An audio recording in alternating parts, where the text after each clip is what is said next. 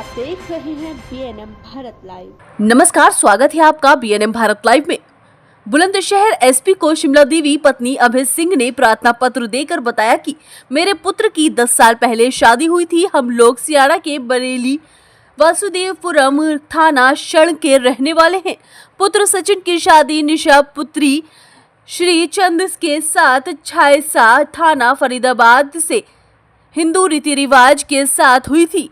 उसके बाद 9 वर्ष पूर्व पुत्री योगिता पैदा हुई। वह अपनी पुत्री को छोड़कर मायके चली गई थी। मायके जाने के बाद उसने हमारे पुत्र सचिन के ऊपर दहेज, घरेलू हिंसा आदि का मुकदमा दर्ज कराया था। सचिन आज भी जेल में है और फरीदाबाद की जेल में सजा काट रहा है। वही पैसे के लालच में अपने पति को जेल की सलाखों के पीछे पहुंचा दिया और इंस्टाग्राम पर वीडियो बनाकर ये दर्शा दिया कि उसने दूसरी शादी कर ली और अपने पति को जेल में डलवा दिया, जिसके चलते आज पीड़ित की मां ने बुलंदशहर एसपी से मुलाकात की और इंसाफ की गुहार लगाई। एसपी महोदय ने आश्वासन दिया। नाम है सर मेरा, मैं गांव बरौली वासुदेवपुर से आया हूं, थाना सियाना से। मेरा भाई है छोटा सचिन, वो अभी फिलहाल जेल में बंद है। उसका कारण है कि उसकी घरवाली, उसकी शादी हुई थी 12 मार्च 2015 को।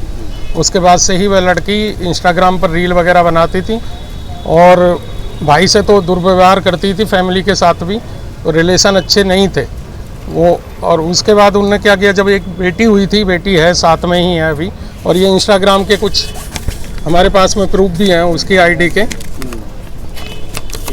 वो इस लड़के के साथ में संपर्क में थी और अभी इस लड़के के साथ में अभी शादी करके रह रही है और हमारा भाई अभी जेल में है। क्या बताया? उसने ये बताया था कि वो शुरू से ही इस लड़के के साथ में संपर्क में थी और अननेसेसरी का जो दहेज प्रथा का केस है, खर्चे का केस है, वो चल रहा है, वो डाला हुआ है।